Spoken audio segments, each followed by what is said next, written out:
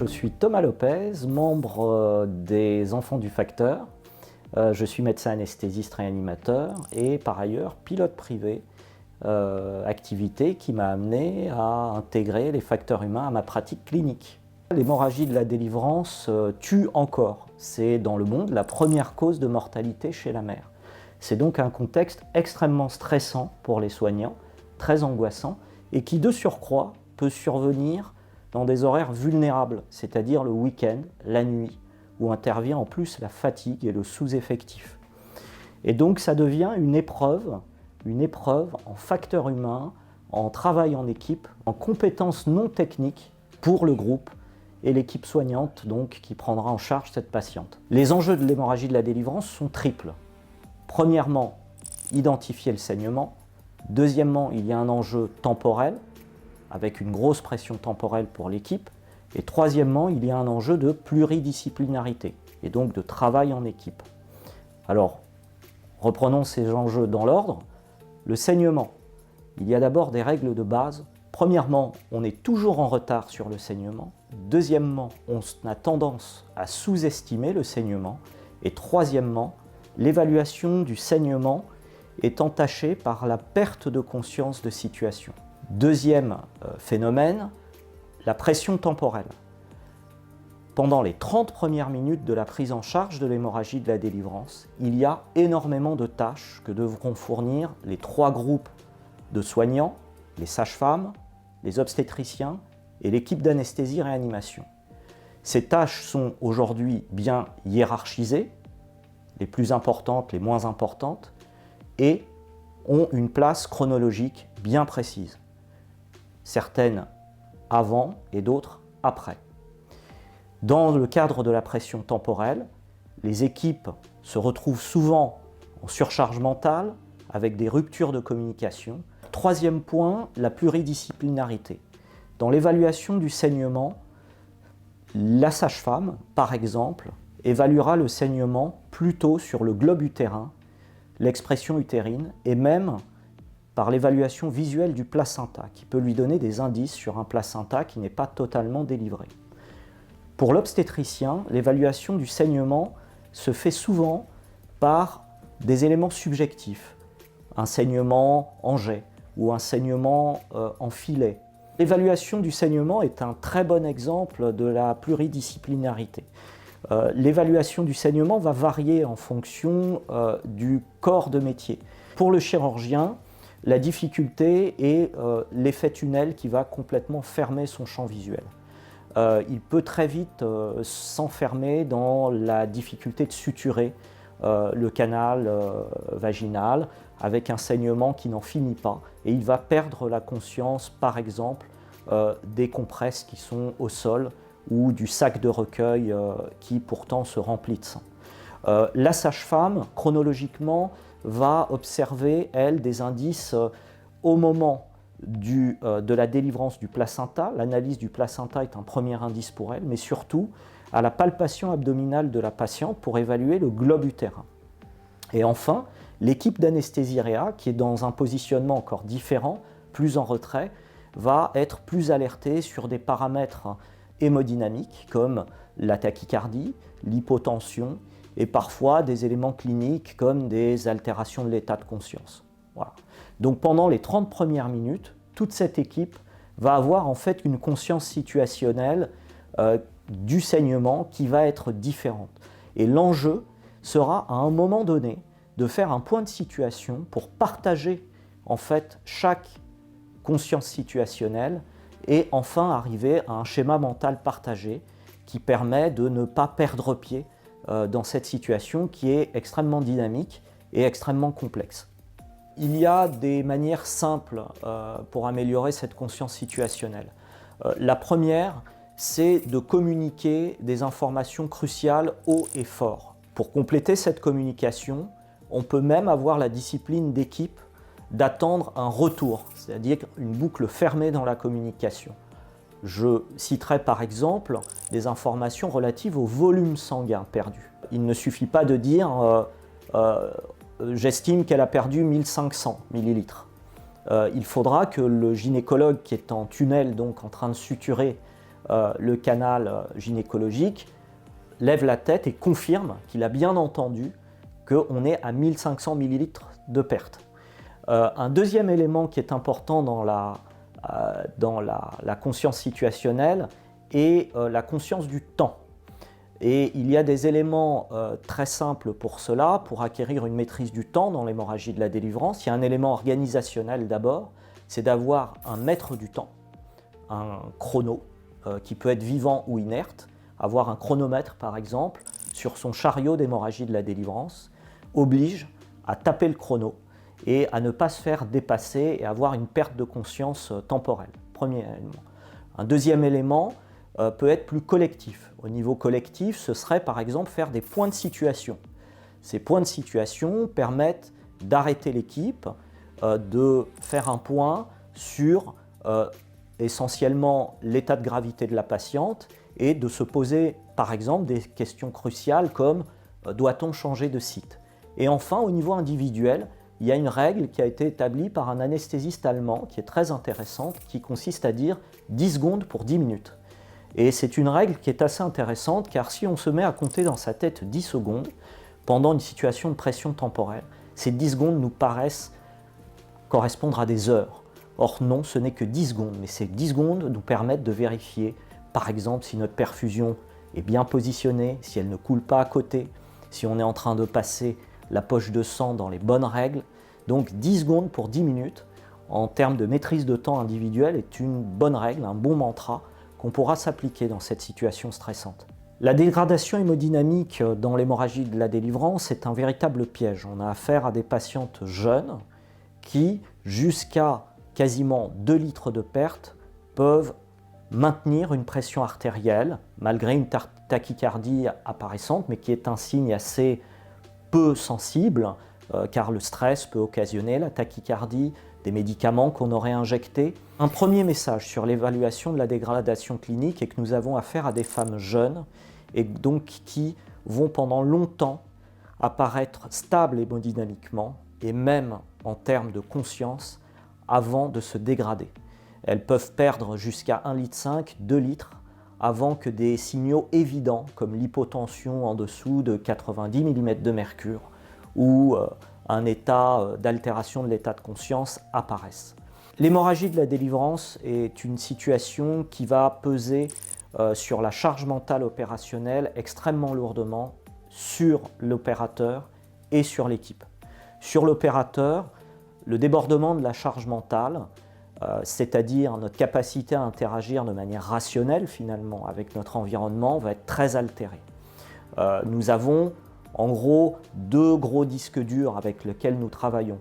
L'un est la mémoire procédurale, c'est ce que nous utilisons lorsque nous conduisons par exemple ou quand nous faisons des gestes qui nous demandent très peu de tâches cognitives. La mémoire travail, elle, est une mémoire que nous utilisons pour gérer finalement notre environnement. Lorsque nous sommes dans des situations stressantes, cette mémoire travail sature.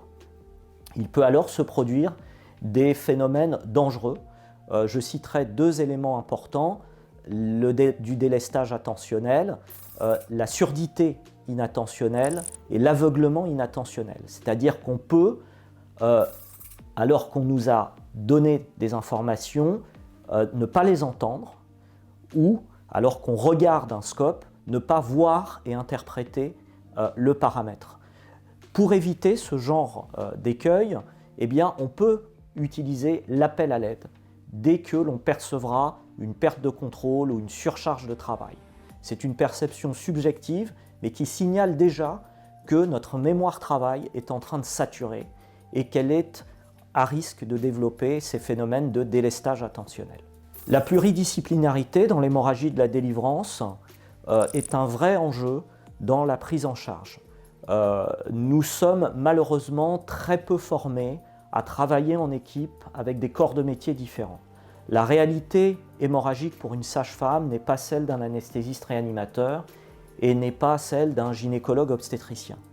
Et donc c'est dans l'enseignement du partage des contraintes, et j'entends par là de comprendre les tâches de l'autre, de comprendre à quel moment il va se situer dans un pic d'activité, que l'on pourra mieux coordonner les actions au sein de l'équipe. Je prends un exemple, nous avons parlé des points de situation. Si on demande un point de situation au moment où le gynécologue est dans une phase critique de suture, il ne va pas écouter ce point de situation, précisément parce qu'il fera du délestage attentionnel. Si on demande ce point de situation au moment où l'infirmière est en train de compter ses compresses, elle va, elle aussi, faire du délestage attentionnel. Et donc, pour que ce point de situation soit efficace, il faut donc avoir une conscience des contraintes de l'autre et de ce que j'appelle le partage des contraintes. C'est une des bases de l'enseignement du travail en équipe pour réaliser une prise en charge plus efficace. Le contexte médical peut induire des situations complexes et dynamiques, traductions changeantes et avec des interprétations d'informations nombreuses et associant plusieurs intervenants. Bon, c'est toute la complexité en fait des prises en charge, que ce soit du polytraumatisme ou d'une situation de crise au bloc opératoire en passant par une situation de crise dans un bloc obstétrical. Pour avoir des outils afin de mieux aborder ces difficultés. Le premier outil, c'est d'avoir conscience des limites de sa charge mentale, à titre individuel d'abord. Au niveau du groupe, il faudra créer un espace pour que chaque membre du groupe puisse partager sa conscience situationnelle avec les autres. Cette conscience situationnelle varie de fait, puisque contrairement à un cockpit d'avion où les deux pilotes sont devant et regardent le même horizon, eh bien dans une salle de réanimation, vous pouvez être de côté, vous pouvez être éloigné, à la tête, au pied du malade. Et donc rien que ces variations de position ne vont pas vous donner la même appréciation de la situation. Il y a des choses que l'intervenant A pourra voir et que l'intervenant B ne verra pas, et inversement. Et si on ne crée pas des sas de partage de conscience situationnelle, eh bien nous ne pouvons pas définir une conscience partagée de la situation. D'autre part, il faudra développer la culture de l'oser dire. Tous les membres de l'équipe doivent à un moment donné, s'ils sentent qu'une situation est en train de glisser ou s'ils remarquent un élément qu'ils considèrent être important, doivent pouvoir donner leur avis haut et fort. Voilà. Dans le cadre de l'oser dire, certaines industries ont développé ce qu'on appelle l'apprentissage de l'assertivité. Alors qu'est-ce que c'est l'assertivité? C'est à tout moment, un intervenant, quel que soit son grade, doit pouvoir dire, suivant une gradation, qu'il ne se sent pas en sécurité d'abord, qu'il y a un danger ensuite, et même, de manière extrême, qu'il faut stopper les opérations. Cet apprentissage de l'assertivité garantit, en fait, une sécurité pour toute l'équipe. Enfin, pour un travail en équipe réussi, il faut un leadership. Leadership ne veut pas dire commander, mais il faut plus l'entendre par être gardien. C'est le leader et le gardien de la synergie de l'équipe. Pour alimenter cette synergie, le leader doit développer une collaboration ouverte. À certains moments, il doit donner l'ordre, la hiérarchie et la chronologie des opérations, et à d'autres moments, il doit aménager les sas de discussion afin de recueillir les informations et précisément de construire le schéma mental partagé. L'hémorragie de la délivrance est une charge émotionnelle pour le patient et pour les soignants. Pour le soignant, il y a une peur de l'orphelin et une peur de la seconde victime. Pour la patiente, il y a un risque du fait de la charge de travail d'aboutir à une négligence de la prise en charge émotionnelle de cette patiente.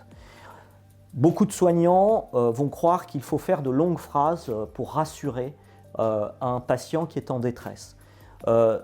Une main posée sur l'épaule, 2 mots pour dire « ça va aller » ou un troisième pour dire « nous allons prévenir votre mari que la situation a changé » suffisent parfois à créer un climat de réassurance. N'oublions pas non plus que la manière dont va communiquer l'équipe est un élément crucial aussi pour des patientes éveillées, comme c'est le cas dans la prise en charge de l'hémorragie de la délivrance. La communication de l'équipe va participer à rassurer ou à inquiéter la patiente. On prendra soin donc de parler avec un niveau sonore adapté, avec calme, de résoudre éventuellement des conflits à l'écart. Ces éléments peuvent être très angoissants pour le vécu des patients. Il est d'ailleurs très intéressant de constater qu'il y a assez peu de données sur les stress post-traumatiques des patientes et de leurs conjoints dans le cadre d'hémorragie de la délivrance et notamment lors de prise en charge sous anesthésie générale. N'oublions pas non plus que sous anesthésie générale, la patiente en état de choc hémorragique a une anesthésie très légère et nous savons que c'est une anesthésie à risque de mémorisation. Et il ne faut pas hésiter, même quand la patiente dort avec des guillemets, si on a la possibilité de poser un indice bispectral qui nous renseignera sur sa profondeur d'anesthésie, premier élément, et si on ne dispose pas de bis, de parler à la patiente, voire de poser une main sur son front en lui disant « ça va aller ». Chose que j'ai personnellement expérimentée sur une patiente que j'ai vue le lendemain et qui m'a dit qu'elle m'avait entendu au début de son anesthésie avant de basculer dans le trou noir de l'anesthésie profonde. La checklist en santé, et particulièrement dans mon environnement, au bloc opératoire, est un des premiers outils de facteurs humains, de compétences non techniques qui a été introduit en fait dans notre pratique. La checklist est surtout connue en aéronautique. Elle a une histoire qui date quasiment de la Seconde Guerre mondiale, avec un accident emblématique chez Boeing où 2 experts, lors d'un vol test, avaient oublié de déverrouiller les commandes de vol. Et il a fallu attendre finalement assez longtemps pour que les médecins s'y intéressent. La checklist, il faut la voir comme un filet de sécurité cognitif. Nous faisons tous des erreurs. Il est d'ailleurs étonnant que nous attendions aussi tard pour introduire ce type d'outil, car nous travaillons de nuit, nous travaillons dans des conditions stressantes, et ce support cognitif est extrêmement utile, tout simplement pour éviter les erreurs d'omission, et donc les oublis. Donc avant de parler de standardisation, on a envie de dire que la checklist apporte du confort mental. Voilà. La deuxième vertu de la checklist, qui avait été constatée par l'équipe de l'OMS auquel avait participé Atul Gawande, et qu'il évoque d'ailleurs dans le Checklist Manifesto, je dirais que c'est le dessous de l'iceberg. Le temps imparti à la checklist est un temps où finalement, de manière assez informelle, l'équipe va réaliser un véritable briefing. Et donc elle va faire ce qu'on appelle en anglais un time-out, et les éléments qui seraient manquants ou constatés défaillants vont être un tremplin pour réaliser une préparation ou trouver une alternative. Et donc, sans le savoir, cette checklist peut être aussi un appel au briefing. Les aides cognitives ont été développées dans la continuité de la checklist et leur nom l'indique, elles sont précisément un support lorsque notre charge mentale est en surchauffe dans des situations aiguës de stress où il y a une pression temporelle. Ces aides cognitives, premier élément, doivent comporter un nombre limité d'items. Elles ne doivent pas être trop longues, sinon elles vont venir aggraver la surcharge cognitive de l'opérateur. Deuxièmement, ces aides cognitives doivent être de présentation extrêmement simple. Simple dans l'ergonomie et simple dans la capacité de lecture. Et je le dis sans insulte, un brancardier ou un technicien de surface doit pouvoir vous lire l'aide cognitive. On peut devoir lui déléguer cette tâche. À nouveau, comme la checklist, l'aide cognitive peut être un appel à réaliser finalement un briefing. Ce sont des outils qui vont appeler l'équipe à se poser, à réfléchir sur la situation, à prendre du recul, à passer, nous dirons, du système 1, qui est de la réflexion immédiate, au système 2, qui est une réflexion plus analytique.